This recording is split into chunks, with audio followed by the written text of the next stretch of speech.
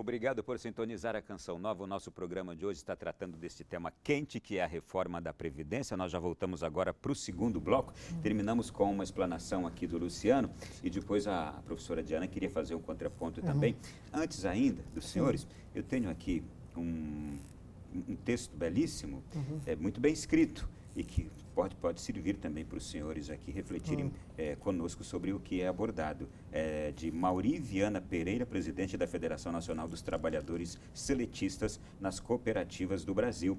Ele diz assim: eu sou a favor de uma reforma da Previdência, uma reforma que possa acabar com as aposentadorias milionárias de juízes, promotores, de ex-governadores, ex-presidentes, ex-deputados e de amigos palacianos.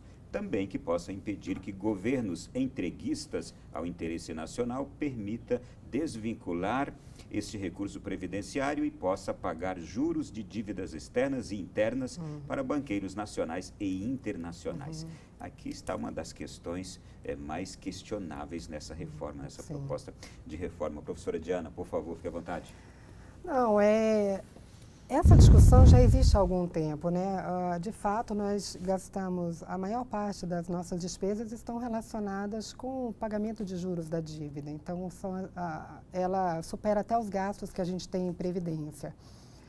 Mas a questão é a seguinte: a gente tem a dívida, a gente tem que pagar os juros, a gente não vai pagar.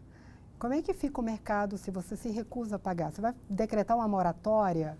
Né? A gente já fez isso no passado e não deu muito certo. Os países que fizeram isso ficaram isolados economicamente. Então, é difícil fazer esse debate. É a mesma coisa de alguém que deve. Eu falo assim: eu não vou pagar porque eu vou precisar, eu vou usar esse recurso para fazer outra coisa. Mas você está devendo, você vai continuar devendo se você não pagar. E a sua dívida vai continuar aumentando. O que a gente fez nos últimos anos foi mudar o perfil dessa dívida. Ela é indexada ao dólar, ela tinha um prazo muito menor. Então, ao longo do tempo, as instituições brasileiras vão mudando o perfil dessa dívida e vêm adequando às condições das contas fiscais do país. Só que não é fácil, né? O nosso grau de endividamento ainda é baixo comparado de outros países. Então, a gente tem, por exemplo, o governo americano, ele deve mais do que o PIB dele. Então, o nosso está muito abaixo disso, mas a nossa dívida realmente é muito alta. Né? E como todo país que deve, nós temos que pagar juros. Então, não é uma conta, não é uma troca que eu posso fazer. Eu deixo de pagar para investir em previdência. Eu vou continuar tendo uma dívida que tem que ser honrada, porque foi um compromisso feito. A senhora já acabou de tocar num ponto que é muito defendido pelas pessoas e pelas instituições contrárias à reforma da Previdência, antes de se tratar de um ponto como esse, que é o pagamento ou não dos juros. Leonardo, fique à vontade também. Você já ouviu bastante coisas enquanto os nossos dois aqui amigos estavam falando. O que você quer voltar ainda? Ou trazer de novo? Em primeiro lugar, eu achei esse texto que você leu excepcional. Vai no centro da questão. Em primeiro lugar, qual é o centro da questão da reforma? Acabar com privilégios. O nosso sistema previdenciário é um Robin Hood e as avessas. Nós tiramos dinheiro dos pobres e mandamos para os ricos, porque o nosso sistema tributário é um sistema regressivo, que arrecada mais de quem ganha menos. Então, quando a Previdência tem déficit, ou seja, quer dizer que a complementação dos benefícios é paga com tributos, tirados da sociedade, tirados dos mais pobres. E para onde vai esse dinheiro? Vai justamente para aposentadorias de valores elevadíssimos, de servidores públicos como eu.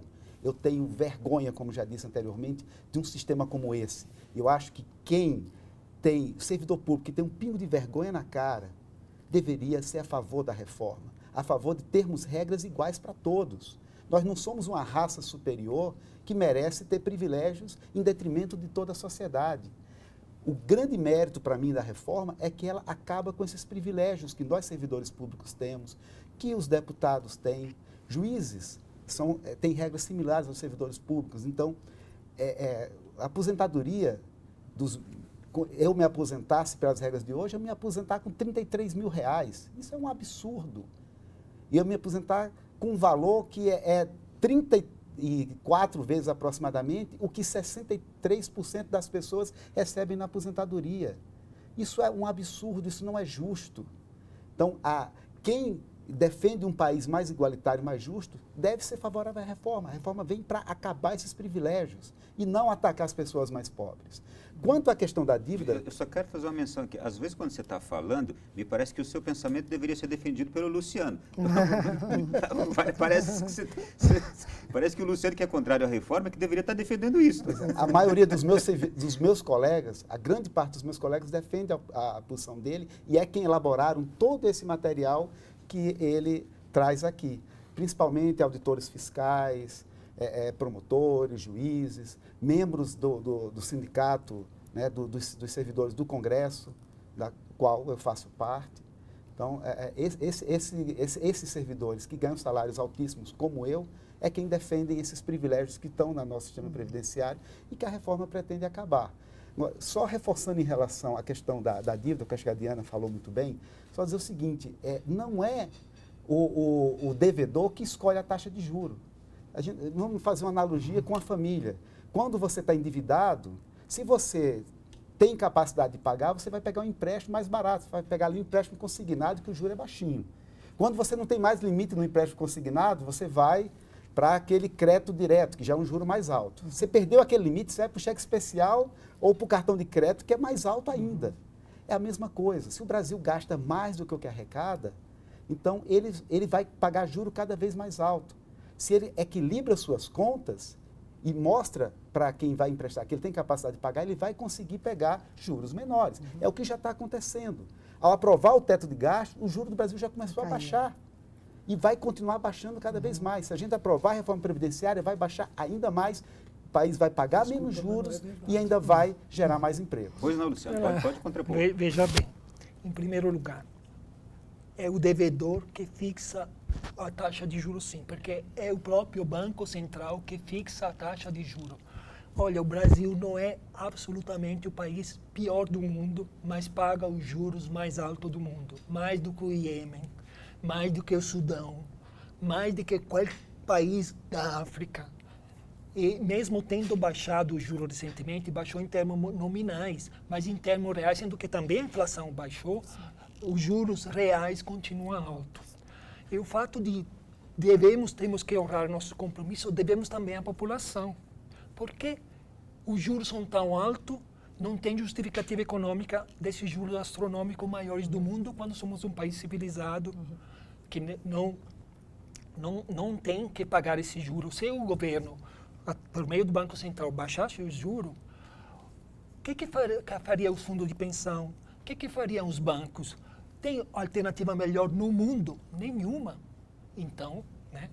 Aí é uma primeira questão. Qual seria a sua sugestão ou seu pensamento? É o quê? É que se trabalhe melhor o pagamento desses juros? Sem dúvida, baixando o juro, baixando muito não menos. Deixando de pagar, mas exatamente, não é moratória, porque os juros são rolados. Sim. Agora, tem outra questão que é o seguinte. Aqui nós estamos discutindo duas previdências, porque o sistema brasileiro é formado de duas previdências distintas. A previdência do servidor público, que é uma, e realmente ela é bastante generosa, e por isso já foi feita reformas.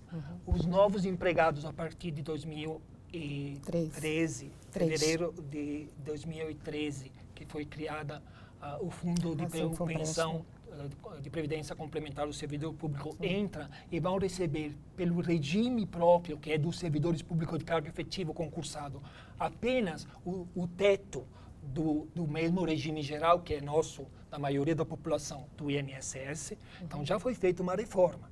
Agora, a coisa que se diz quando se diz que se quer atacar os privilégios é que tem 6 milhões de servidores públicos com regime próprio e tem 60 milhões de pessoas trabalhando, contribuindo para o INSS. Então, se o problema são regimes próprios, como diz o Ronaldo aqui, então por que se faz uma tremenda reforma, se propõe uma tremenda reforma onde se ataca aumento de carência por idade da aposentadoria por idade. Ou seja, as pessoas vão ter que pagar 25 anos de contribuições, não trabalhar 25 anos, pagar 25 anos de contribuições. Ou seja, se eu sou um trabalhador que da construção civil, que, por exemplo, não tenho obra e fico desempregado, encostado, coisa assim, eu não contribuo. Então, aqueles 25 anos possam virar 50, 60. Olha, metade a média do mês de contribuições anuais para o INSS, do segurado do INSS, é 9 meses. Então, os 25 anos já viram 33 anos. E 18 milhões de segurado contribuem até 6 meses ao ano. Ou seja, na melhor das hipóteses, eles passam, para completar 25 anos, vão trabalhar 50. E na pior, vão trabalhar 75, 80 anos para se aposentar. Por quê? Porque tem muita informalidade, porque tem muito emprego sazonal, porque tem muita dificuldade. O Brasil é um país ainda com dificuldade no mercado de trabalho. Professora Diana, uma ponderação sobre essa questão? Não, nesse aspecto o Luciano tem toda a razão. Então, o mercado de trabalho brasileiro, ele não é como o europeu, e a gente está comparando o nosso padrão com o padrão europeu, o padrão americano, enfim.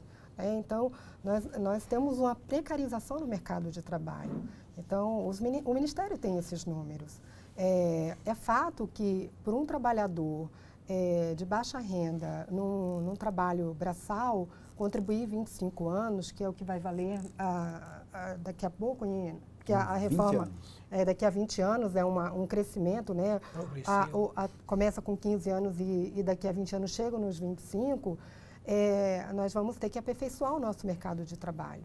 Tem algumas coisas que a gente vai ter que olhar. Então, por exemplo, a gente vai manter a pessoa com mais tempo, em mais idade, trabalhando. Será que o mercado vai absorver essas pessoas mais maduras, mais velhas, trabalhando? Nosso mercado está preparado para isso? Então, a minha grande preocupação, hoje nós temos o sistema previdenciário mais inclusivo do mundo. E nós sabemos o peso disso para as contas públicas. Mas corremos o risco de ter uma geração de sem previdência, de trabalhadores que não cumprindo esses critérios de elegibilidade, que vão ser muito mais rigorosos a partir de agora, eles não conseguirem atender os critérios mínimos e não conseguirem chegar a pedir até autorização, quer dizer, cumprir esses critérios para poder se aposentar. Isso é um risco que a gente tem que calcular. A gente está falando de trabalhador braçal, a gente tem um problema com o trabalhador rural também. Nós temos um mercado muito ainda na informalidade e isso deve ser considerado na reforma. É claro que se todo mundo pudesse contribuir regularmente e pudesse atingir esses critérios, seria bom para as contas públicas, seria bom para as pessoas. Mas a gente não tem essa realidade no Brasil, isso é um fato. Bom, eu vou fazer o seguinte, aqui a gente já tocou em questões muito essenciais. No próximo bloco, eu vou tocar em questões mais pontuais que estão sendo enviadas por vocês. Não tocaria aqui em questões pessoais, que algumas pessoas estão enviando. Peço desculpas por isso, porque o nosso tempo não seria possível para isso. Mas questões estas também importantíssimas, que são gerais, servirão para muita gente. Daqui a pouquinho, no próximo bloco, a gente vai tocar nesse assunto. Vamos para o intervalo e voltamos rapidinho.